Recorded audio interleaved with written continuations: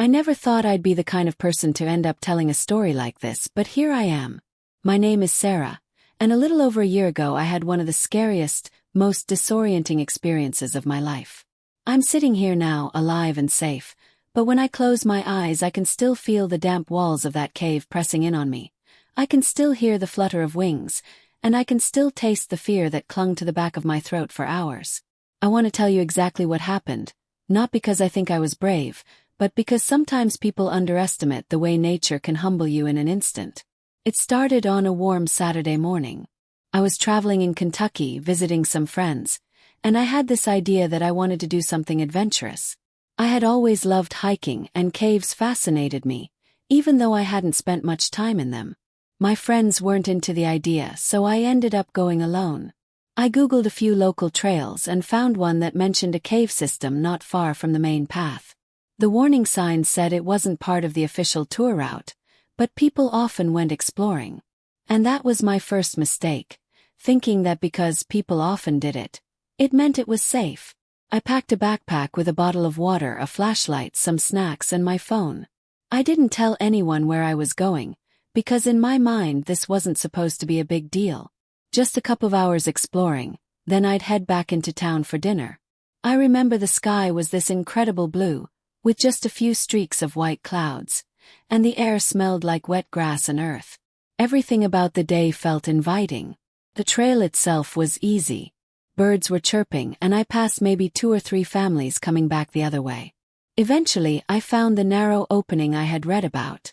The entrance was jagged, like the mouth of some creature, half hidden by vines and brush. I crouched down and squeezed inside, and immediately the air changed. It was cooler, heavier, and carried a kind of musky, damp scent. My flashlight beam cut through the darkness, and the rock walls glittered faintly with moisture. First it was exciting. My footsteps echoed, and I laughed a little at the sound of it. The walls closed in, then opened up again. The deeper I went, the more I noticed little squeaks and rustling sounds. At first, I thought maybe it was just the echo of dripping water or the creak of rocks. But then I lifted my flashlight and saw them, bats. Dozens of them, clinging upside down to the ceiling, their tiny bodies twitching as they shifted in sleep. Froze. My heart was pounding, but they didn't move, so I kept going, trying to be as quiet as possible. I don't know how long I walked, but after a while I realized I had made several turns without paying much attention. Every passage looked the same. Rough walls, uneven floors, little streams of water trickling between rocks. I told myself I'd just go a little further, then turn back. But when I finally decided to head out, I couldn't remember which way I'd come from. I turned left, then right, then backtracked, but nothing looked familiar. That was when the first wave of panic hit me. I tried to stay calm. I thought, okay, just retrace your steps, use the flashlight, look for footprints. But the ground was rocky, and water had washed away any sign of where I'd been. I pulled out my phone, thinking maybe I could use the GPS, but of course there was no signal. The battery wasn't full either, which only made me more anxious. The silence pressed in on me, broken only by the occasional drip of water and the sound of my own breathing. Time became strange. I don't know how many hours passed. I tried one direction for what felt like forever, then another. Sometimes I thought I saw faint light ahead, but it always turned out to be nothing. My legs were sore from climbing over rocks and slipping on wet surfaces. My flashlight flickered once, and my stomach dropped. I shook it, begged it silently not to die. The idea of being alone in total darkness made my skin crawl. At one point I heard water rushing louder than before, and I followed the sound, thinking maybe it would lead me out. Instead, it opened into a cavern with an underground stream. The water looked black, reflecting my light in shards, and the sound of it was so loud it made me feel dizzy. I thought about trying to follow it, but the rocks were slick, and one wrong step could have sent me into the current. I backed away, tears welling in my eyes. I don't know how many times I whispered to myself, "You're going to be okay, just keep moving." My voice sounded small, almost swallowed by the cave. I started marking the walls with little scratches using a rock I picked up, just to try and keep track of where I'd been. Still, I kept ending up in places that looked the same, with the same clusters of bats above me, the same dripping sounds, the same uneven floors. My legs ached, my back hurt, and fear was constantly clawing at the edges of my mind. I thought about my family. I thought about my friends who probably assumed I was just off doing something fun. I imagined them getting a call days later that I'd gone missing.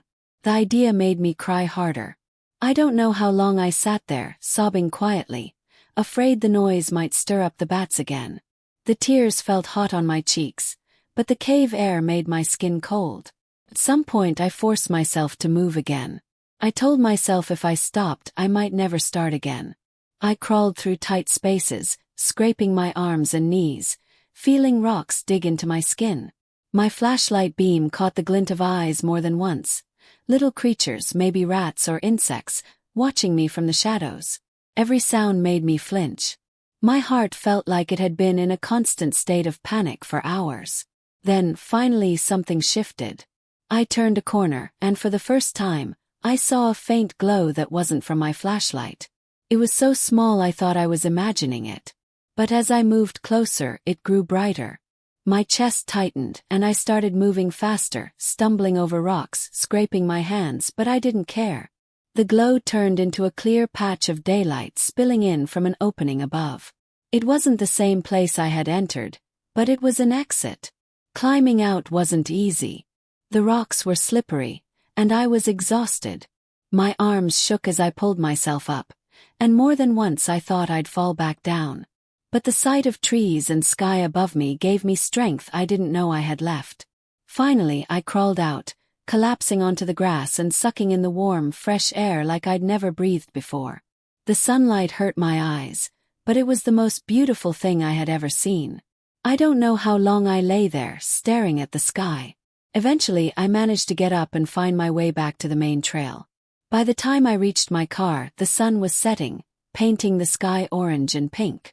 I drove back into town with trembling hands, and that night I promised myself I would never take something like that lightly again. That experience changed me. It taught me respect for the power of nature, and it showed me how quickly confidence can turn into desperation. I was lucky. Lucky the bats didn't harm me, lucky the flashlight didn't die, lucky I found my way out at all.